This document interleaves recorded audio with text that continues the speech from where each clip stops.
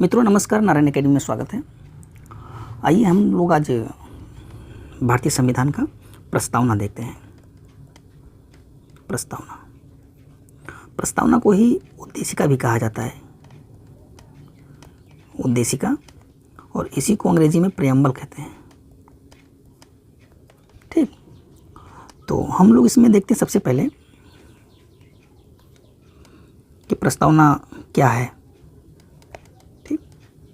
दूसरी बात, जो प्रस्तावना के बोल्ड शब्द हैं, यानी जो मोटे शब्द हैं, या यूँ कहें कि प्रस्तावना के जो मूल तत्व हैं, है ना, इसके मूल तत्वों के अर्थ देखेंगे हम लोग। ठीक, उसके बाद हम लोग संशोधन देखते हैं, और अंत में हम लोग कथन देखेंगे कि जो संविधान सभा के सदस्यगण हैं उन्होंने प्रस्तावना के बारे में क्या कहा है। जैसे प्रस्तावना हमारे संविधान की आत्मा है, तो ये किसने कहा है ना, ये हम देखेंगे। तो सबसे पहले हम लोग देखते हैं क्या है प्रस्तावना। प्रस्तावना क्या है, देखिए 9 दिसंबर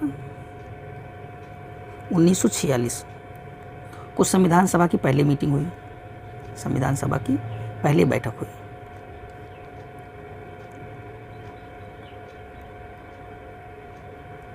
तथा 13 दिसंबर 1946 को पंडित जवाहरलाल नेहरू ने उद्देश्य प्रस्ताव पेश किया। उद्देश्य प्रस्ताव कहाँ पेश किया? संविधान सभा। यही आगे चल करके प्रस्तावना बना। ठीक, अब देखो प्रस्तावना अब क्या होता है। प्रस्तावना हमारे संविधान का आमुख है। एक शब्द आया, आमुख। अब ये आमुख क्या है? जब हम कोई बुक खरीदते हैं, ठीक, मान लीजिए हमने कोई बुक खरीदा, इसको पढ़ने से पहले अगर हम पहले वाला पेज जो आमुख होता है उसको पढ़ लेते हैं तो हमको मोटा मोटी ये आइडिया मिल जाता है कि इस बुक में क्या लिखा होगा। ऐसे हमारा संविधान है। संविधान से पहले एक पेज लगा है आमुख का, प्रस्तावना नाम से। अगर उस पेज को हम पढ़ लें तो हम ये समझ जाते हैं कि इस बुक के अंदर, यानी कि इस संविधान के अंदर क्या लिखा होगा।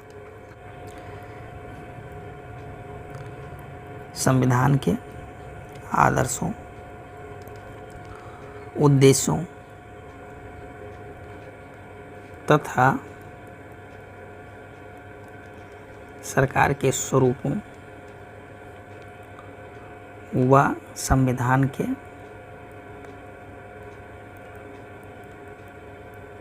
स्रोतों से संबंधित प्रावधान इसमें है। अब देखो प्रस्तावना में संविधान के आदर्श, उद्देश्य और सरकार के स्वरूप और संविधान के स्रोत से संबंधित समस्त प्रावधान हमारे प्रस्तावना में है। अब देखिए, अब हम लोग सीधे प्रस्तावना पढ़ते हैं। प्रस्तावना में क्या है कि हम भारत के लोग भारत को एक संपूर्ण प्रभुत्व संपन्न समाजवादी पंथ निरपेक्ष लोकतंत्रात्मक गणराज्य बनाने के लिए तथा उसके समस्त नागरिकों को सामाजिक, आर्थिक और राजनैतिक न्याय, विचार, अभिव्यक्ति, विश्वास, धर्म और उपासना की स्वतंत्रता, प्रतिष्ठा और अवसर की समता प्राप्त कराने के लिए तथा उन सब में व्यक्ति की गरिमा और राष्ट्र की एकता और अखंडता सुनिश्चित करने वाली बंधुता को बढ़ाने के लिए दृढ़ संकल्प होकर अपनी इस संविधान सभा में आज तारीख 26 नवंबर 1949 ईस्वी को एतत् द्वारा इस संविधान को अंगीकृत, अधिनियमित और आत्म अर्पित करते हैं। अब 26 नवंबर 1949 ईस्वी को मिति मार्गशीर्ष शुक्ल सप्तमी संवत 2006 विक्रमी को, ठीक, ये हमारे संविधान, मूल संविधान में क्या क्या चीज़ें नहीं था इसको भी हम लोग देखेंगे। अब जो हमने कहा था इसमें ऊपर कि मूल तत्व के जो मोटे अक्षर हैं यानी बोल्ड शब्द हैं, उनको जैसे संपूर्ण प्रभुत्व संपन्न क्या होता है, समाजवादी क्या है, पंथ निरपेक्ष क्या है, लोकतंत्रात्मक क्या है, गणराज्य क्या होता है ना, इसके बारे में भी हम लोग देखेंगे। लेकिन यहाँ से जो प्रश्न आ रहे हैं पेपर में वो क्या आ रहा है कि हमारे मूल संविधान में कौन से शब्द नहीं थे। तो आपको ये बता दूँ अभी कि समाजवादी पंथ निरपेक्ष और अखंडता, ये शब्द हमारे मूल संविधान में नहीं थे। ये बाद में जोड़ा गया है। कब? ये जोड़ा गया है 42वें संविधान संशोधन 1976 में। इसके पहले ये मूल शब्द इसमें नहीं थे, मूल रूप से संविधान में नहीं थे। तो अब इसमें एक सवाल तो ये बनता है कि कौन सा हमारे इसमें नहीं था या कौन सा 42 में जोड़ा गया है। एक सवाल यहाँ से बन जाएगा। और पूछता है हमारे प्रस्तावना में कितने प्रकार के न्याय दिया है। तो न्याय हमारे इसमें 3 तरीके का दिया है, सामाजिक, आर्थिक और राजनैतिक न्याय। इसमें कहीं भी धार्मिक न्याय के संबंध में कुछ नहीं कहा है। अब देखो, स्वतंत्रता, 5 प्रकार की स्वतंत्रता है। कौन कौन सा? विचार, अभिव्यक्ति, विश्वास, धर्म और उपासना। 2 प्रकार की समता है। कौन कौन सा? प्रतिष्ठा और अवसर। तो ये हमारे सीधे सीधे प्रश्न हैं। और एक प्रश्न ये भी है कि 26 नवंबर 1949 को हमारा संविधान लागू हुआ। पूर्ण रूप से जनवरी में हुआ, 26 जनवरी 1950 को, लेकिन आंशिक रूप से लागू हो गया था। अब हम लोग इनके मोटे अक्षर जो हैं वो देखते हैं। तो सबसे पहले संप्रभु देखते हैं, ठीक, कि संप्रभुता क्या होती है। देखो, संप्रभुता से सीधा मतलब है कि एक ऐसा राष्ट्र या ऐसा देश या ऐसा स्टेट, ऐसा कोई राज्य या देश जो अपने सारे निर्णय, चाहे वह बाह्य हो या आंतरिक हो, ये लेने में स्वतंत्र हो। अगर हमें किसी मतलब जो वैश्विक संगठन है उसके सदस्य बनना है तो हमारे ऊपर कोई दबाव नहीं किसी देश का कि हम उसका बने या ना बने। अगर हमारा दिल करे तो हम बने, ना मन करे ना बने। ऐसे कोई भी निर्णय अगर हम लेने के लिए स्वतंत्र हैं तो इसका मतलब हम संप्रभु राष्ट्र हैं। बस संप्रभुता से मतलब बस इतना सा है कि हमारे ऊपर किसी का कोई दबाव नहीं है। अगर हमें लगता है कि जुड़ना चाहिए किसी देश संगठन से तो हम जुड़ें, ना लगे ना जुड़ें, सीधी सी बात। तो ये होता है संप्रभुता। अब है समाजवादी।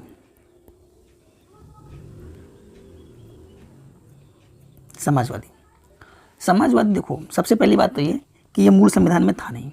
ये हमने 42वें संविधान संशोधन 1976 में जोड़ा है, ठीक। इसके पहले ये नहीं था। तो समाजवादी शब्द से सीधा साधा तात्पर्य है कि संविधान एक ऐसी शासन व्यवस्था को सीमित करता है जिसमें उत्पादन के साधनों का प्रयोग सामाजिक हित में किया जाएगा। समझ गए? ये समाजवादी है। और है पंथ निरपेक्ष।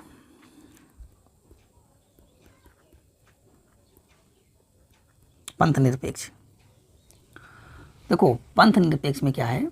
सेकुलर। हाँ, देखो भारत एक सेकुलर देश है। इसमें इसका मतलब यह है कि जो देश है उसका अपना कोई धर्म नहीं होगा।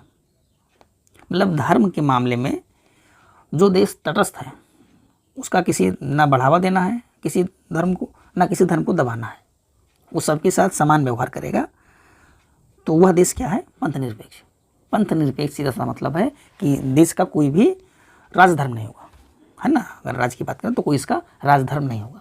सभी धर्म को बराबर से ये पोषित करेगा। किसी को ऐसा ना है कि हाँ इसको बढ़ावा दे रहे हैं उसको पीछे कर रहे हैं, ऐसा कुछ नहीं है, ठीक बात। और है लोकतंत्र।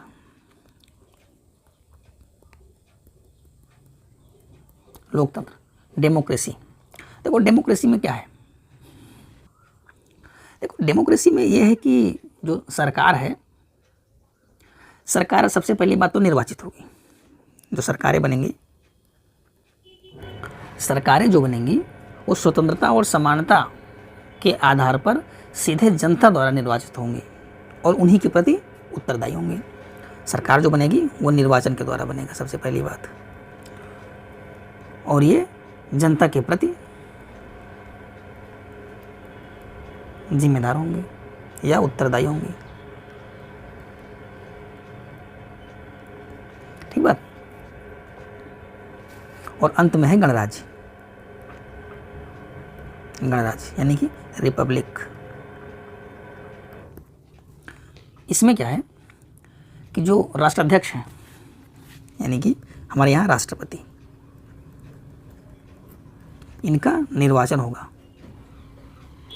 ये सीधे कोई घर परिवार से या किसी राजघराने से नहीं बनेंगे। इनका प्रत्यक्ष अप्रत्यक्ष रूप से चुनाव होगा, है ना। तो ये होता है गणराज्य। इसे हमने देखो समाजवादी, पंथनिरपेक्ष, लोकतंत्रात्मक, गणराज्य और संपूर्ण प्रभुत्व संपन्न, ये हमने देख लिया। ये इसके मूल तत्व हैं। और हम एक देखेंगे संशोधन।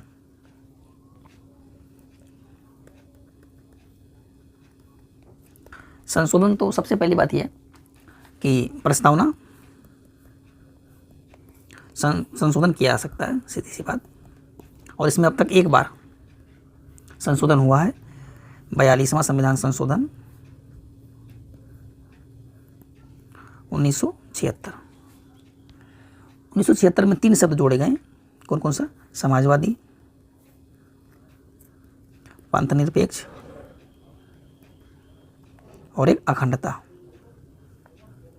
ये हमारे मूल संविधान की प्रस्तावना में नहीं था, इसको हमने 1976 में जोड़ा है। तो ये समझिए कि संविधान का संशोधन किया जा सकता है और अब तक एक बार हुआ है ना। और इस संशोधन के लिए 2 वाद जरूरी है पढ़ना। एक तो बेरोबारी वाद है 1960 का। इसमें प्रस्तावना को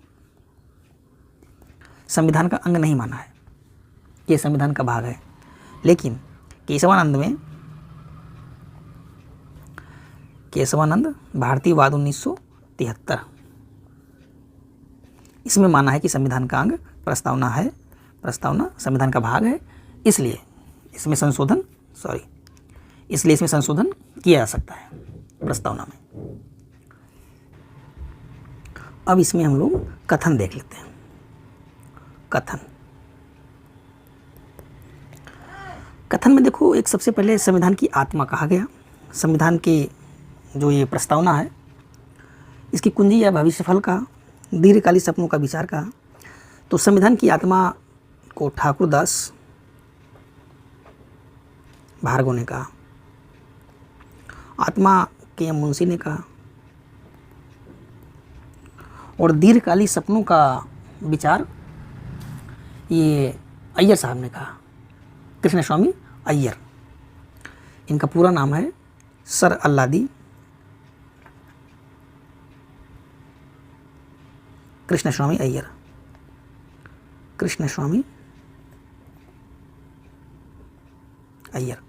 अब देखो, ये 3 थोड़ा सा इंपॉर्टेंट, ये सवाल कहीं ना कहीं पेपर में आया हुआ भी है कि संविधान की आत्मा ठाकुरदास भार्गव ने कहा, संविधान की प्रस्तावना को कुंजी या भविष्यफल कहा के मुंशी ने, और दीर्घकालिक सपनों का विचार कहा सर अल्लादी कृष्ण स्वामी अय्यर ने। ठीक, धन्यवाद।